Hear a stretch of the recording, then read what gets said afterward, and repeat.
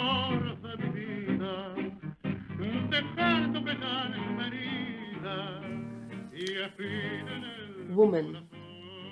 you dumped me at the prime of my life, leaving my soul wounded and thorns in my heart, knowing that I loved you, that you were my joy and my burning dream. There is no solace for me. That is why I'm getting drunk, to forget about your love. They are no longer in the room, those pretty little bottles, decorated with ribbons, all of the same color. And the mirror looks foggy. It seems that it has cried for the absence of your love. Welcome to episode number 25 of Around the World in 80 Tangos. Today we have the icon of tango, Carlos Gardel, Mi noche triste. Mi noche triste, this is a recording from 1930. The music is composed by Samuel Castriota, the lyrics Pascual Contursi. With Mi noche triste, the lyrics really start to change in a completely different way than before. Yeah, Mi noche triste sets a new tone. It was the first recorded tango of Carlos Gardel, and it was the first tango canción, and it set this new topic of the abandoned man. And the first word of this lyric, percanta, is already very significant because percanta is lunfardo and means a prostitute. This comes from the Italian per quanto, how much, baby? So it's obviously the lament of somebody who lost his lover and who lost the person who made his living. So it was the girl, the friend, the mother in one person. Yes, and she also, of course, kept the room clean and looked for decoration. So it's a complete loss, which is here lamented. And this makes a big difference to the previous lyrics of tango. In the old times, when tango was developing in the brothels, some of the songs had explicit titles, not really lyrics, but the titles were sometimes really not supporting family values. And then around the turn of the century, there was a number of tangos with complete lyrics, but these lyrics had something like supporting the society and the state, so like defining an Argentine identity like La Morocha, which is the model of a happy couple living on the countryside and enjoying life, which never existed in this way, but it was a model. And with Mi noche triste, things changed. So this way of the moral lament of abandoned man was set as a topic. Carlos Gardel, born in France, he came with his mother to Argentina when he was 3 years old. He was born in Toulouse, 1990, and his mother was a planchadora, a woman who was ironing and washing. The name of her little son in this time was Charles Romuald Gardès. This was his French name from the documents. And she left France because this child was fruit of a forbidden affair with a married man, Paul Lasserre. Who later also came to Buenos Aires 1 year before he died to bring his things in order, right? Later he was a widow, and then he came to Buenos Aires to make peace, to offer Carlos or Charles his French last name, but the family refused.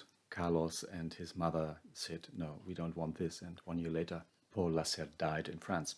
But Carlos Gardel later, when he started to travel to Europe, he had good relationships with the family, so they had family reunions in France, in Toulouse, so he was like also here a family man. Carlos left school quite early because he had to work. Yes, in this time it was important that all family members contributed something to the income of the family, and so he started to work, for example, in a theater, Teatro Victoria, where we moved the decorations. And there he met a Italian singer. Italian singers were something like an export article, very important for Italy. And he met Tita Ruffo. He was his first mentor. And he took him under his wings and... Yes, because Carlos Gardel very early was well known for his wonderful voice, and he was aware of that, and he developed this voice. He was really self-disciplined and practiced and worked and looked for advice. In 1912, he met José Rosano. He was a guitar player and also a singer, and they traveled a lot together. They met at a sort of competition, two singers in a battle, and nobody won, and so they decided to come together to make a team, and the duo Gardel-Razzano became quite popular, and they toured a lot in Latin America. And they didn't play tangos in this time so much. It was more folklore repertoire. They sang songs from the Argentine Creole tradition. And at one of these tours, he met a really, really star. Yes, he met Enrico Caruso, the famous Italian tenor, and they became friends, and Carlos Gardel received golden advice, like what to do with a sore throat as a singer. And the advice of Enrico was just some slices of raw ham will cure everything. In September 1915, they were on tour in Mar del Plata, and somebody shot at Gardel. So he received a lung shot, and he needed a long time to recover. And rumor says that the guy who fired was the father of Che Guevara. It was like a group of violent guys with guns, and I don't know, they quarreled, and that was it. And in this time, it was a severe thing to have a bullet in your lung. So it needed a whole year for him to recover, and he suffered all his life from this accident. He lost 40 kilos in this time. When you compare pictures from the old times like 1910 or 1912 to the later Carlos Gardel, he really lost a lot of weight. So he had a lot of self-discipline. He practiced his singing. He was just tried to get fitter. So this should really encourage us. And then Mi Noche Triste came to him, and it's changed his idea of what to do. So he wanted to sing more tangos than all the other things. Yes, this is the first tango recording of Carlos Gardel, and it marks also his decision. I'm a tango singer. And this was also the reason why José Razzano, who was more interested still in the folklore thingy, left him after this decision. But he got 3 other guitar players. Yes, he changed his partners. Then he partnered with Alfredo Lepera.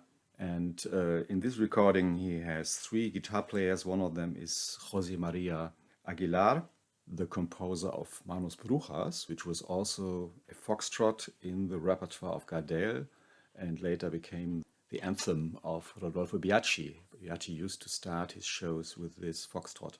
Also became friend of Carlos Gardel, and he recorded some numbers with Gardel.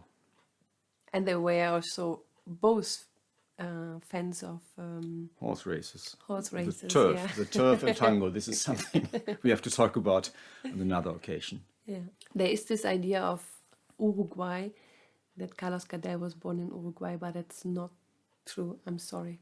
Yeah, this rumor is really sticking on Gardel.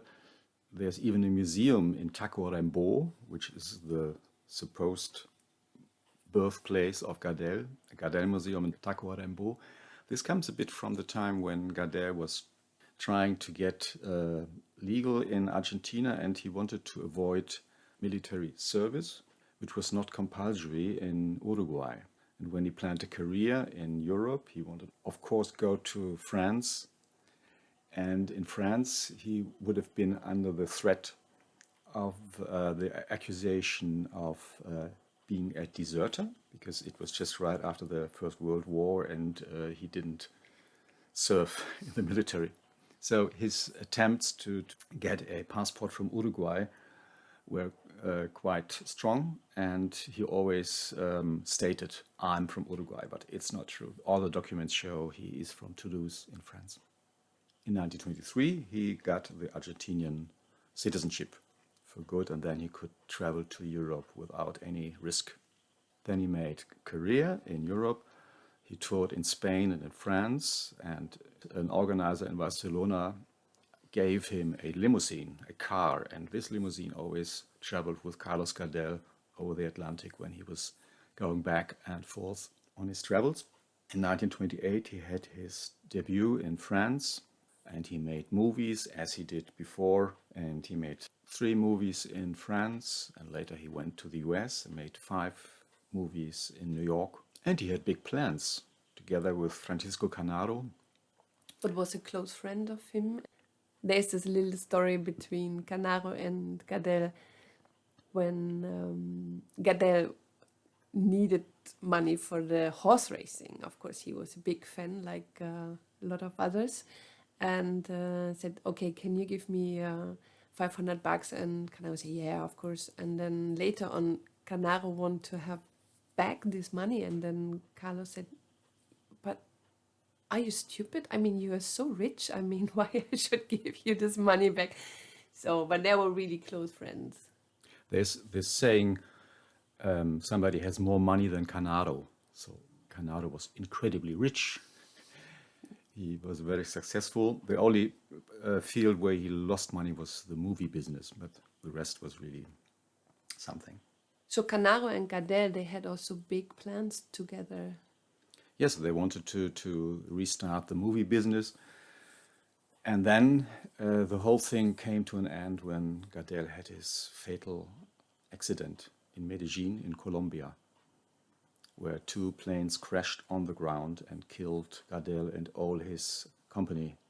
15 people burned in this airplane. And for Canaro, as one of the closest friends of Gardel, he has the last duty to his friend. Yeah, to put the corpse into the last coffin, which would go to the cemetery. And this was really a physical act. So this was not done by some professional undertakers, but this was the duty of the close friends. That was something. It was a big event when Gardel's corpse came back in 1936 to Buenos Aires. 1 million people attended the rally on the streets. And there was a celebration in Luna Park, which is, I don't know, like Madison Square Garden or the infamous Sportpalast in Berlin, a big arena for boxing. And in the 40s, it was also the meeting place of the Argentine Nazis. So it was a... And Evita and Perón met there. Yeah, they met there at the charity event for the first time. So this was the place where Gardel's funeral was celebrated before he was buried in Chacarita. And as Carlos Gardel was such an icon in Argentina, you will never play Carlos Gardel in the Milonga for 2 reasons. One reason is it brings so much bad luck, and sometimes people ask at the Milonga, please can you play like Por una cabeza of Gardel? And no, you can't, because it's such bad luck. And the second reason is Carlos Gardel was doing tango canción and not really danceable music. But he's really respected. There's a saying, he sings every day, he sings better. Cada día canta mejor. This is the saying in Argentina. And Aníbal Troilo said, every tango musician should play as Carlos Gardel did sing. And this was episode number 25 of Around the World in 80 Tangos. Today, Mi Noche Triste, Carlos Gardel. Written by Samuel Castriota and Pascual Contursi, recording of 1930. Thank you for traveling with us through tangos we love, and we hope you enjoyed. This was Daniela and Raimund. Tangomundo Berlin. Take care. Stay healthy. Bye bye. Dejándome la herida y espina en el corazón, sabiendo que te quería, te volverás mi alegría y mi sueño abrazador. Para mí ya no hay consuelo y por eso me encurdeno para olvidarme de tu amor.